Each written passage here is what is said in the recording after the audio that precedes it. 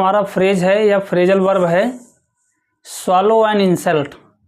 Swallow an insult का मतलब क्या होता है? स्वॉलो एन इंसल्ट का मतलब होता है बेइज्जती सह लेना, अपमान सह लेना, यानी कि अपमान का घूंट पी जाना।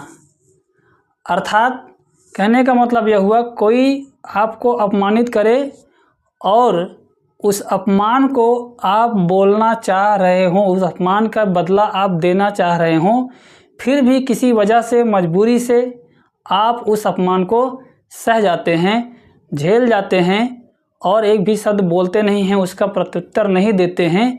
तो ऐसी स्थिति में स्वॉलो एन इंसल्ट का यूज़ किया जाता है। जैसे कि अब एक दो सेंटेंसेस मैंने लिखा है। एक है, जब मैनेजर ने उसे मीटिंग में डांटा तो वह अपमान सह गया और कुछ नहीं बोला और कुछ न बोला।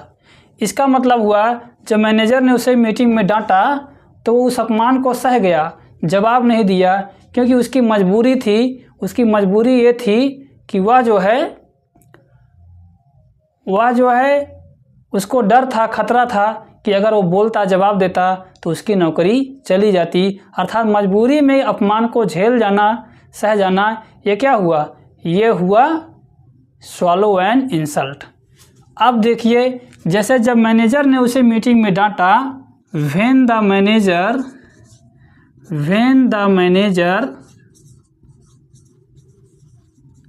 scolded him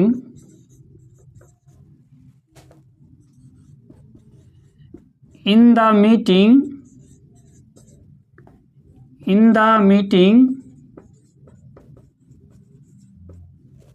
he